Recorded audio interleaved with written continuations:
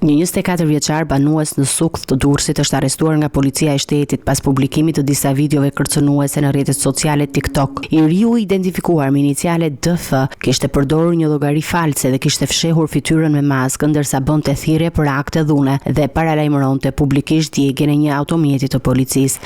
Në një prej videove ai kërkonte që qytetarët ta ndiqnin drejt për drejt në momentin që do të kryente veprimin ekstrem. Pas monitorimit të rrjeteve sociale në bashkëpunim me platforma digjitale, Drejtoria për Hetimet e Krimeve Kibernetike arriti të identifikojë autorin dhe të ndërhyjë në kohë për të parandaluar realizimin e ngjarjes.